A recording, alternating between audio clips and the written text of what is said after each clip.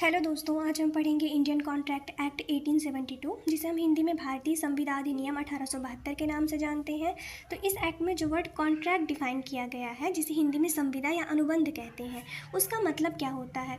Contract word का मतलब सबसे पहले हमें समझना इसलिए ज़रूरी है क्योंकि ये जो एक्ट बना हुआ है कॉन्ट्रैक्ट एक्ट, स्पेशली कॉन्ट्रैक्ट या संविदा के लिए ही बना है। तो हम ये कह सकते हैं कि ये भी हो सकता है कि अगर संविदा या कॉन्ट्रैक्ट नहीं होता तो ये एक्ट बनता ही नहीं।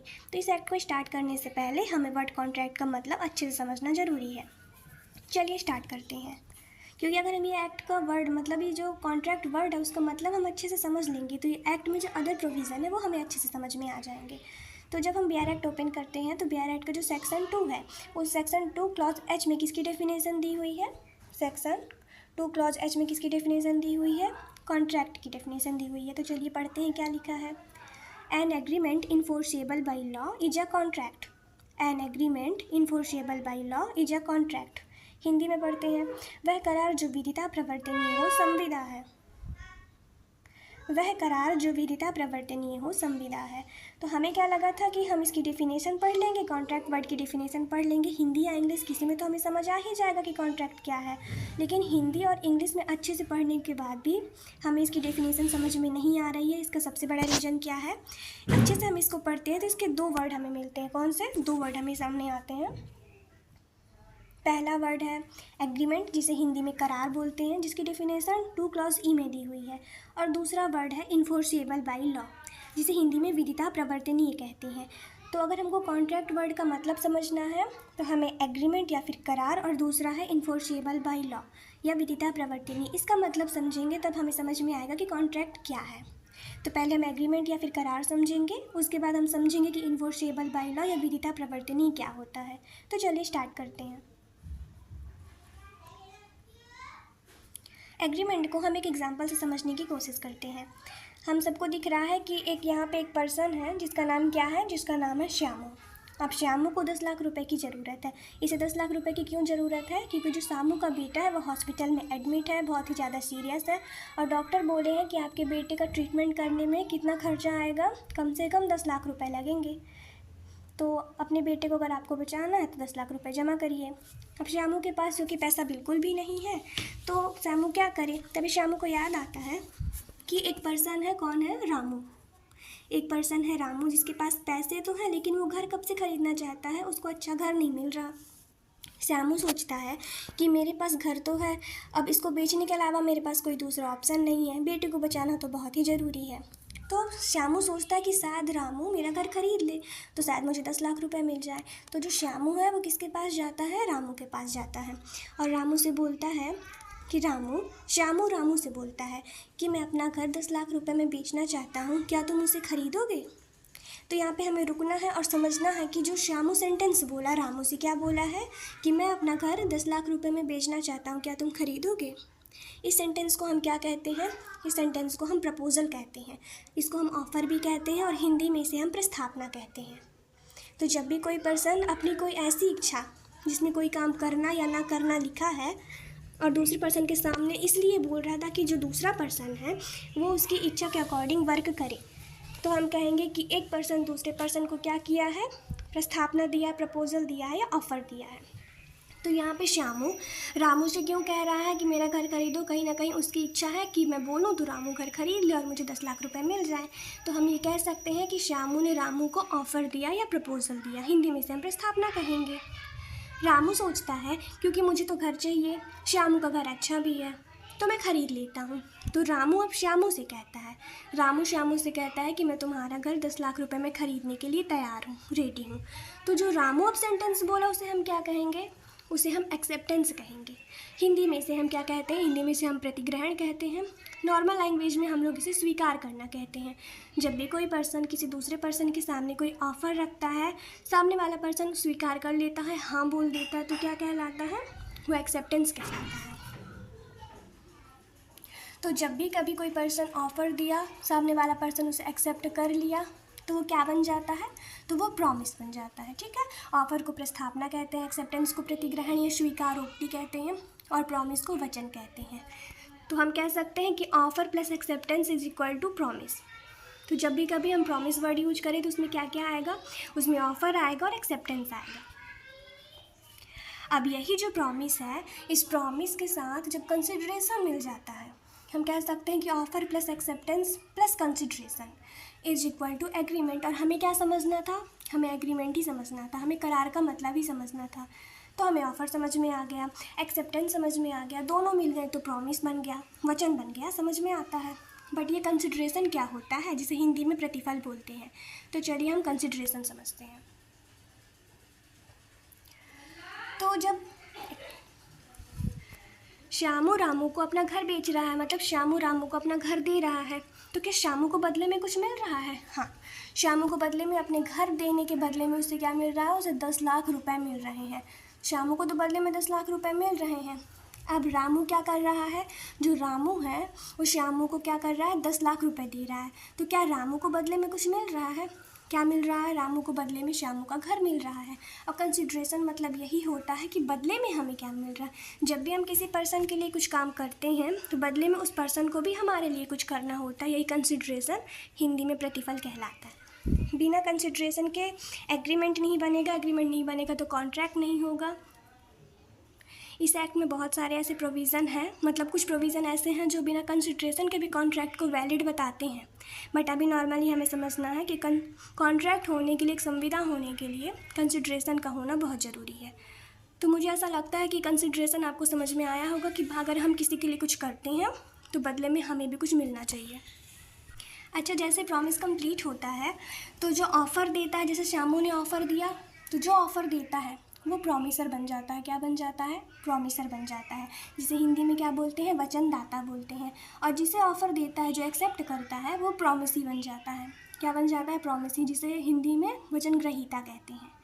ये याद रखिएगा, जो कंसिडरेशन होता है वो हमेशा प्रॉमिसर की इच्छा पे ही होना चाहिए। आगे हम पढ़ेंगे, बट अभी इतना समझ लीजिए कि ऐसा नहीं कि रामू कुछ भी दे दे, श्यामू की इच्छा के अकॉर्डिंग ही वो देगा, तभी कंसिडरेशन प्रतिफल कहलाएगा। तो हमें क्या क्या समझ में आया? हमें समझ में आया कि offer plus acceptance is equal to promise.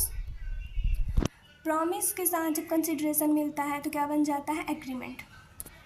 तो हम ये कह सकते हैं कि जब हम कॉन्ट्रैक्ट की डेफिनेशन पढ़े थे तो उसमें हमको एग्रीमेंट, करार का मतलब समझना था, वो हम समझ लिए कि एक एग्रीमेंट में ऑफ़र होता है, एक्सेप्टेंस होता है और कंसिडरेशन होता है, प्रतिफल होता है। तो ये हमको एग्रीमेंट तो समझ में आ गया, बट क्या एग्रीमेंट अभी भी कॉन्ट्रैक्ट बना? नहीं, क्योंकि कॉन्ट्रैक्ट की डेफिनेशन पढ़ने से हमें ये पता चलता है कि ऐसा एग्रीमेंट जो कि इन्फोर्सिएबल बाय लॉ है, क्या है? विदिता प्रवर्तनीय है, वो कॉन्ट्रैक्ट बनेगा।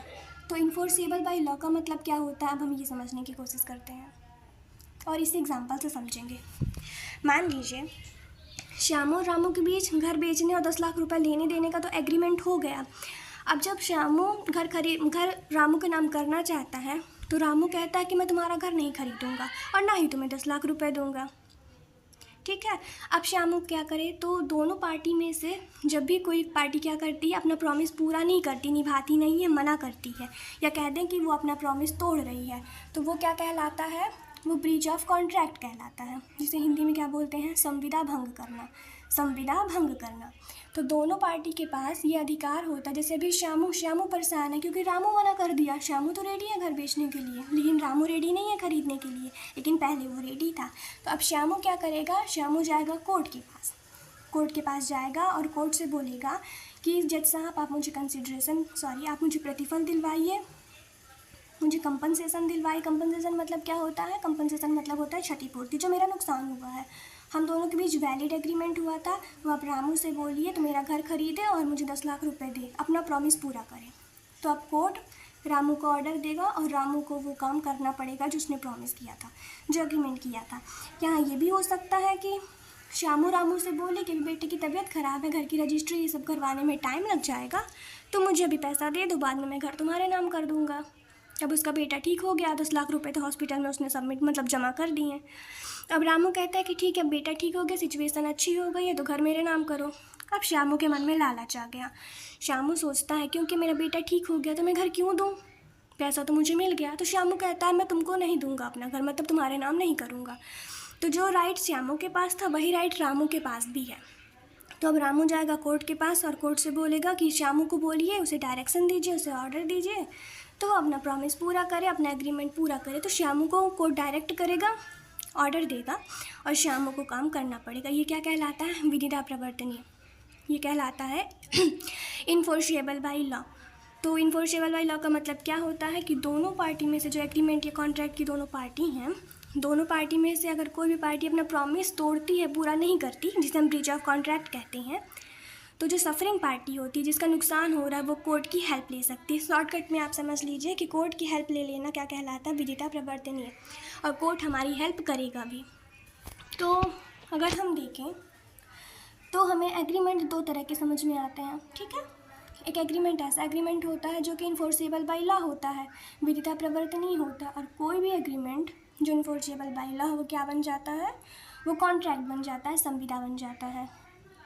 और ऐसा एग्रीमेंट जो कि इन्फोर्सेबल बाय लॉ नहीं है, विदिता प्रवर्तनीय नहीं है, वो क्या बन जाएगा, क्योंकि वो कॉन्ट्रैक्ट तो बनेगा नहीं, तो वो क्या बन जाएगा, वो बन जाएगा वॉइड एग्रीमेंट, जिसे हिंदी में क्या बोलते हैं, हिंदी में बोलते हैं शून्य करार। तो हमको enforceable by law contract agreement तो समझ में आया, लेकिन ऐसे कौन से एग्रीमेंट हो सकते हैं जो कि इन्फोर्सेबल बाय लॉ नहीं होते, या फिर हम कह दें कि वाइड एग्रीमेंट होते हैं। इसे भी एक एग्जांपल से समझने की कोशिश करते हैं। देखिए, अब इसी एग्जांपल को लेते हैं। एक पर्सन है श्यामू, दूसरा पर्सन है रामू। श्यामू रामू से कहता है कि मैं तुम्हें 10 लाख रुपए दूंगा, मैं तुम्हें 10 लाख रुपए दूंगा, बदले में तुम्हें बी का मर्डर करना होगा। क्या करना होगा, बदले में बी का मर्डर करना होगा। रामू कहता है ठीक है, मुझे 10 लाख रुपए की ज़रूरत है, तो तुम मुझे 10 लाख रुपए दो, मैं बदले में बी का मर्डर कर देता हूँ। ठीक है, मैं बदले में बी का मर्डर कर देता हूँ। तो हमें देखना है एग्रीमेंट हुआ कि नहीं हुआ। तो एग्रीमेंट में क्या होना चाहिए, सबसे पहले ऑफ़र होना चाहिए, प्रस्तावना। तो प्रस्तावना यहाँ है कि नहीं, बिल्कुल है। प्रस्तावना इसलिए है क्योंकि श्यामू रामू के पास जाकर जो बोलता है कि क्या तुम बी का मर्डर करोगे अगर मैं तुम्हें 10 लाख रुपए दूँ, तो ये क्या हो गया, ये प्रपोजल हो गया। एक्सेप्टेंस हुआ कि नहीं, एक्सेप्टेंस भी है, क्योंकि रामू जो श्यामू ने ऑफ़र दिया उसको इसने एक्सेप्ट कर लिया। ठीक, तो ऑफ़र भी है, एक्सेप्टेंस भी है। अब हमको क्या देखना है, हमें देखना है कंसिडरेशन या प्रतिफल है कि नहीं, है कि नहीं। तो श्यामू के लिए क्या प्रतिफल है, श्यामू अगर रामू को 10 लाख रुपए दे रहा है तो बदले में रामू श्यामू के लिए क्या कर रहा है, बी का मर्डर कर रहा है। तो श्यामू के लिए तो प्रतिफल है, अब रामू के लिए है कि नहीं। तो रामू अगर बी का मर्डर कर रहा है श्यामू के लिए, तो श्यामू बदले में रामू को क्या दे रहा है, 10 लाख रुपए दे रहा है। तो यहाँ कंसिडरेशन भी है। फिर ये इन्फोर्सेबल बाय लॉ क्यों नहीं है, इसलिए कॉन्ट्रैक्ट नहीं बना। इसका सबसे बड़ा रीज़न ये है कि मान लीजिए रामू श्यामू के कहने पे बी का मर्डर कर देता है, और श्यामू जाके कहता है कि मैं बी का मर्डर कर दिया। अब जैसे हम दोनों के बीच एग्रीमेंट हुआ था तो तुम मुझे 10 लाख रुपए दो। श्यामू कहता है मैं नहीं दूंगा तुम्हें 10 लाख रुपए, तुमको जो करना है कर लो।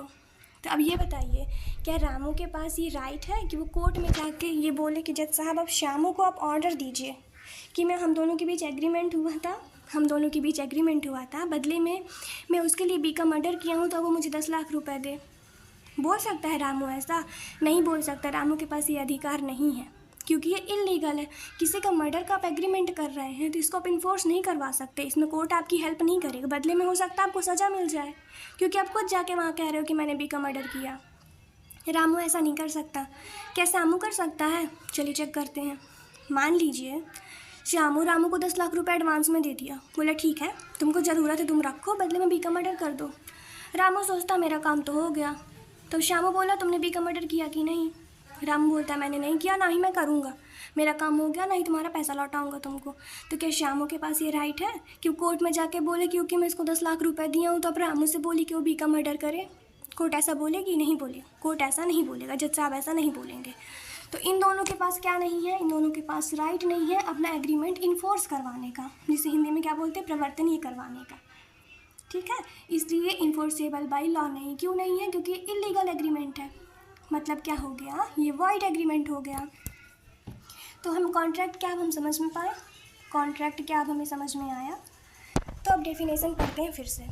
An agreement enforceable by law is a contract, ऐसा एग्रीमेंट या ऐसा करार जो विदिता प्रवर्तनीय है या इन्फोर्सेबल बाय लॉ है, वो क्या होता है, कॉन्ट्रैक्ट। एग्रीमेंट में क्या हो गया, offer plus acceptance plus consideration. साथ ही इन्फोर्सेबल बाय लॉ हमारे पास राइट है कि कोई ब्रीच ऑफ कॉन्ट्रैक्ट करता है तो हम क्या कर सकते हैं, हम कोर्ट की हेल्प ले सकते हैं और कोर्ट से ऑर्डर दिलवा सकते हैं। तो सामने वाला पर्सन कोर्ट के कहने पे क्या करेगा, अपना प्रॉमिस जो तोड़ा था उसको पूरा करेगा। साथ ही हम कंपनसेशन भी ले सकते हैं, जो हमारी क्षति हुई है, जो इंजरी हुई है, उसको जो हमारी डैमेज हुआ है वो सब हम क्लेम कर सकते हैं। ये हो गया विदिता प्रवर्तनी में। तो इन दोनों ऐसा एग्रीमेंट जो इन्फोर्सेबल बाय लॉ है वो होता है कॉन्ट्रैक्ट। आई होप आपको समझ में आया होगा कॉन्ट्रैक्ट, संविदा अनुबंध का मतलब। एक लास्ट है, इसको अच्छे से समझते हैं। तो लास्ट में हम क्या कह सकते हैं, लास्ट में हम कह सकते हैं ये यहाँ पे ये ऐसा एग्रीमेंट ये कह सकते हैं agreement plus enforceable by law is equal to contract. तो कॉन्ट्रैक्ट में क्या होना चाहिए, एग्रीमेंट होना चाहिए जो कि इन्फोर्सेबल बाय लॉ है, तो क्या हो गया वो कॉन्ट्रैक्ट या संविदा बन गया। तो कॉन्ट्रैक्ट यही होता है।